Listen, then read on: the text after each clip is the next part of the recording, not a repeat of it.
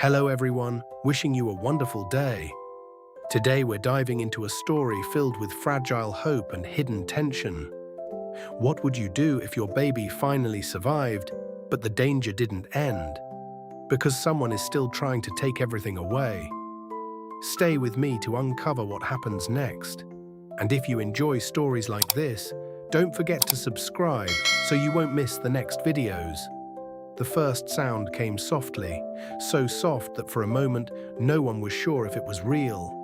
Then it came again, a small trembling cry, thin, weak but unmistakably alive.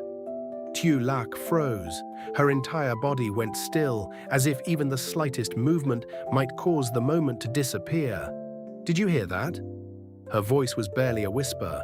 The CEO didn't answer, because he had already turned, already stepped closer to the incubator, already holding his breath, and then the cry came again, stronger this time, still fragile, but no longer fading. The nurse looked at the monitor, then back at them, her expression shifting in a way that hadn't happened before. She's responding. Two simple words, but they changed everything. Tieu Lac's eyes filled instantly, not with the same silent despair from before, but something else, something warmer, something trembling between fear and hope. My baby. Her hand pressed gently against the glass again.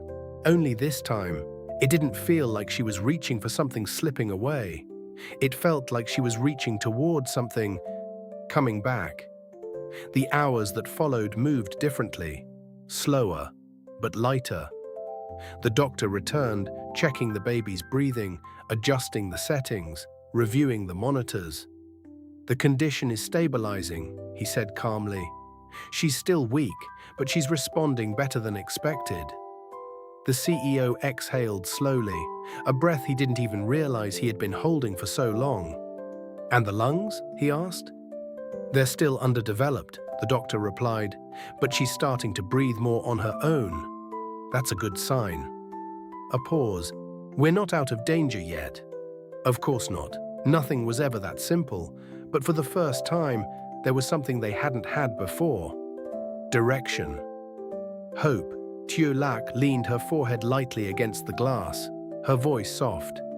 You're so strong. The baby moved slightly, a small twitch, a tiny response, and that was enough to make her smile through tears.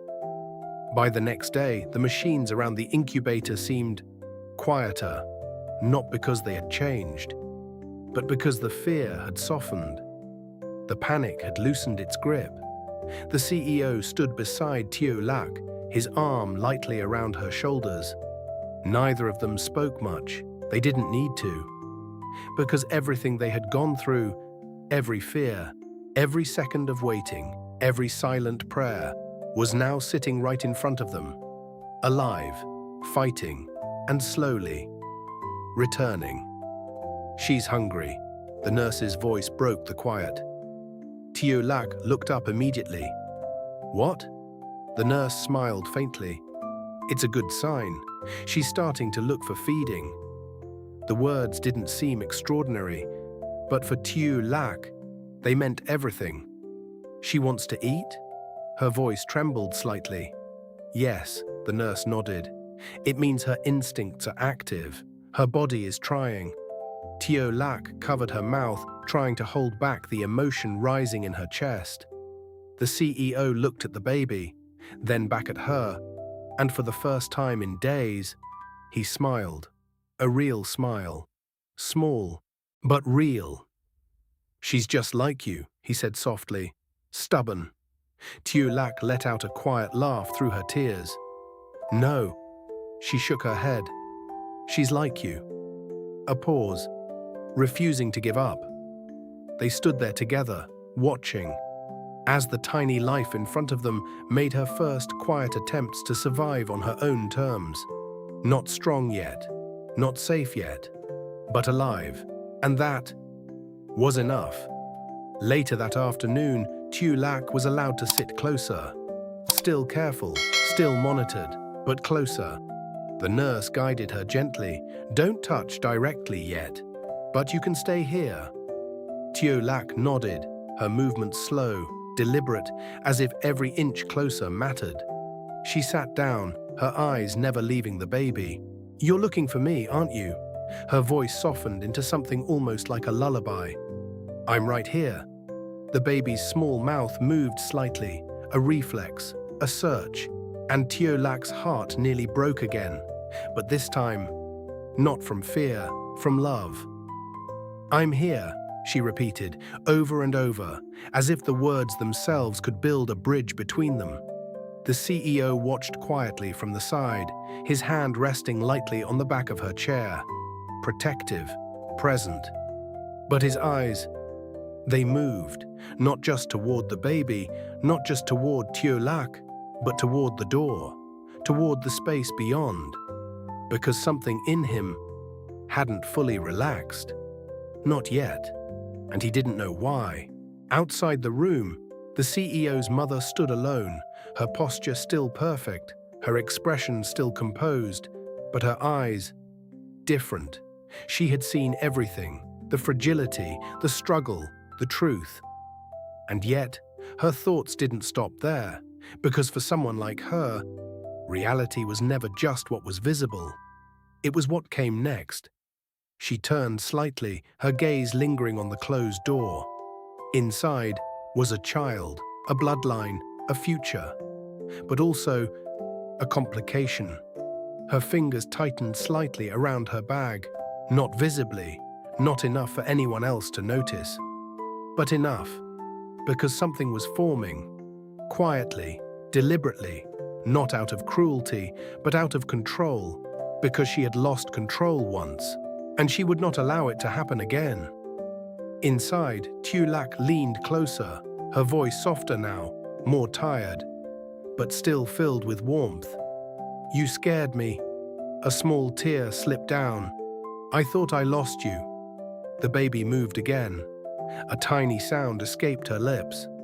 Not quite a cry, but something close. Tieu Lac smiled through her tears. "You're hungry, aren't you?" She looked up at the nurse. "When can I feed her?" The nurse hesitated slightly. "Soon." A pause. "We need to make sure she's stable enough." Tieu Lac nodded.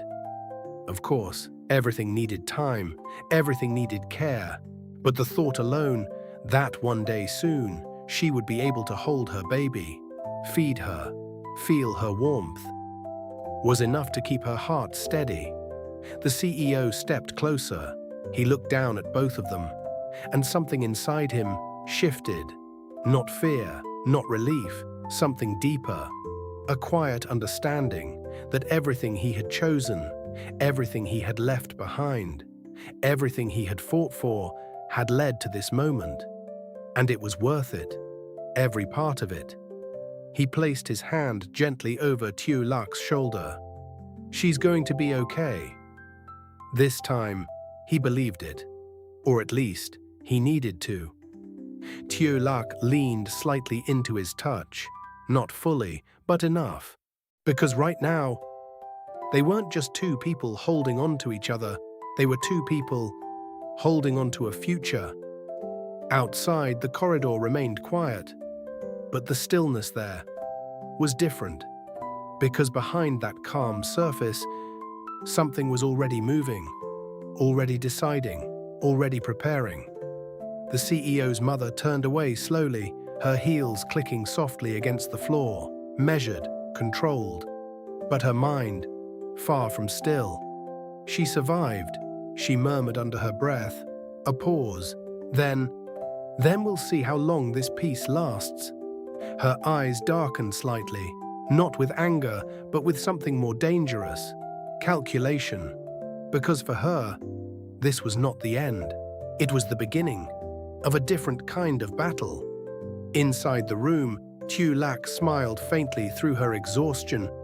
The baby made another small sound, searching, living, fighting. And for now, that was enough. But somewhere beyond that fragile peace, a shadow remained, waiting, quietly, patiently. And the question still lingered, would this happiness last? Or was it only the calm before something even harder begins? The next morning didn't feel like a continuation. It felt like something new, not because everything was suddenly safe, but because for the first time the fear had loosened just enough for hope to breathe. Tieu Lac woke up earlier than usual. Her body still weak, still recovering, but her mind clearer. The first thing she did wasn't look around. It wasn't to call anyone, it was to reach out. Her hand moved instinctively, searching for something that wasn't there, and for a brief second, her chest tightened again. Then she remembered. The baby. She sat up slowly, ignoring the slight pain, ignoring the nurse's previous warnings. Because now, there was something stronger pulling her forward. I want to see her. Her voice was quiet, but certain. The CEO, who had barely slept beside her, opened his eyes immediately. You should rest a little more. She shook her head. I've rested enough. A pause. I need to go. He studied her face for a moment, and then he didn't argue, because he understood. Some needs don't come from the body. They come from somewhere deeper. The neonatal room felt different today, not silent, but softer. The machine still hummed. The light still blinked, but the fear that once filled the space had shifted. Tieu Lac walked slowly toward the incubator, each step careful, measured, and when she reached it, she stopped. Her breath caught again, but this time, not from panic, from something else. The baby was still small, still fragile, still surrounded by tubes and wires. But her movements stronger, her chest rising more steadily, and then a small sound, a soft cry. Tieu Lac covered her mouth. Tears came instantly, but they weren't the same tears. They were lighter, warmer. My baby, she whispered, and for the first time, the word didn't feel like it might break. The nurse approached gently. She's improving.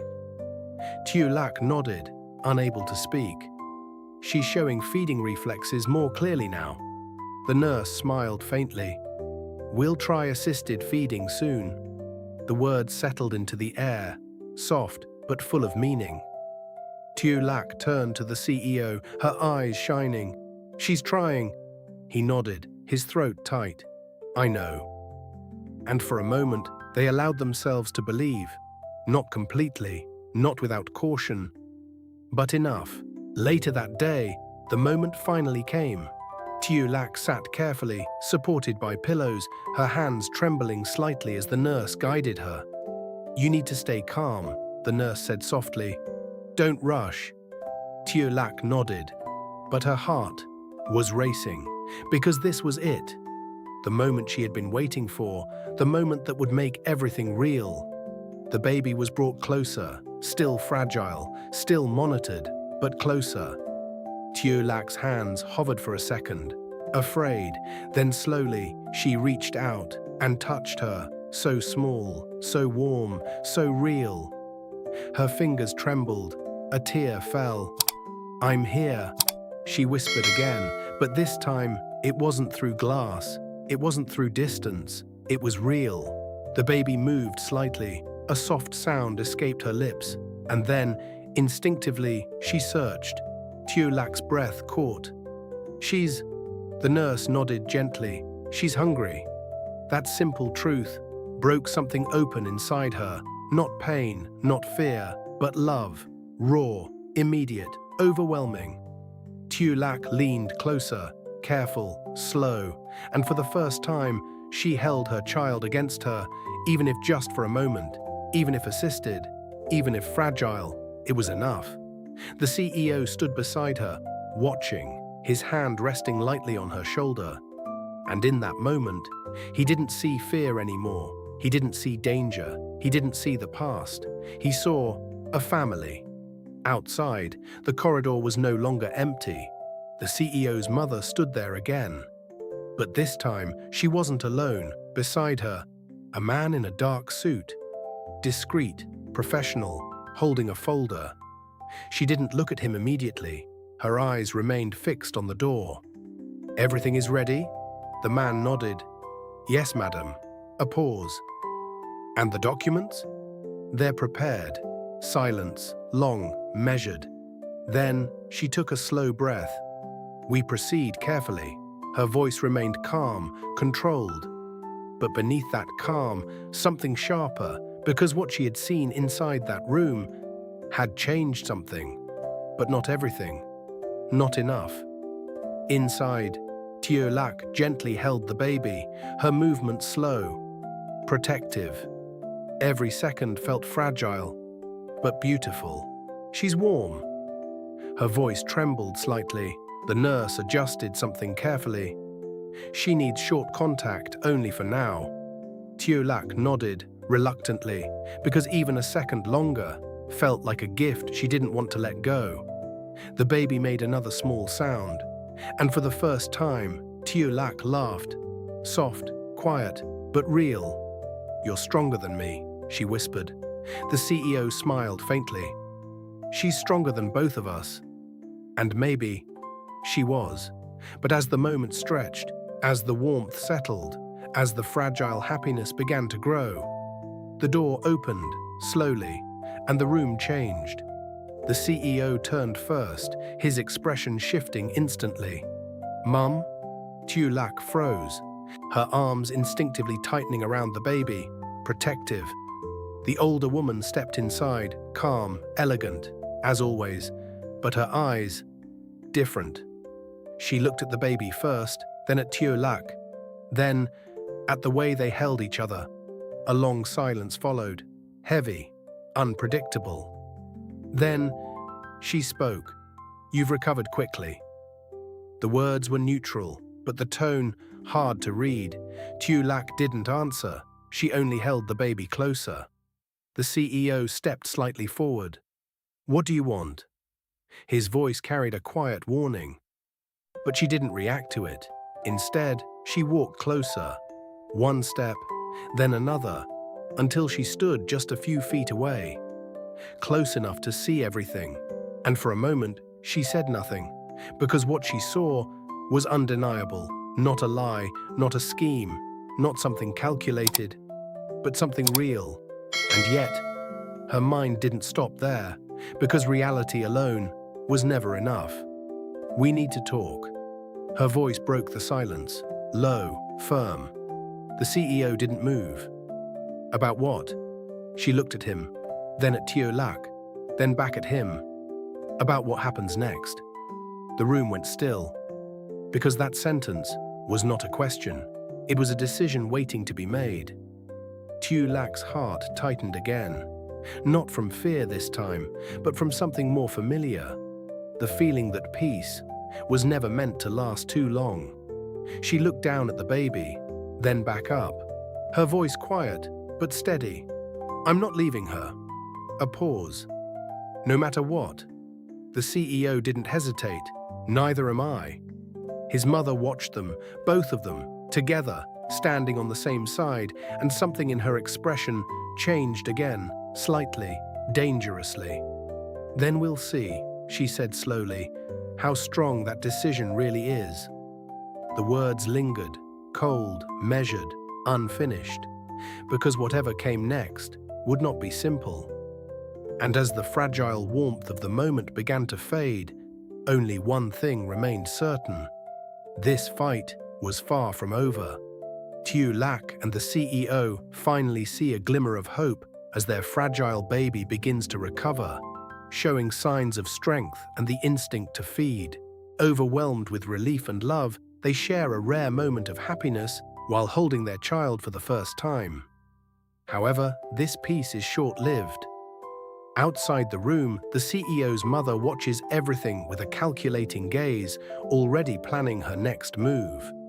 When she enters, the atmosphere immediately shifts, and her calm but firm presence brings tension back into their fragile world.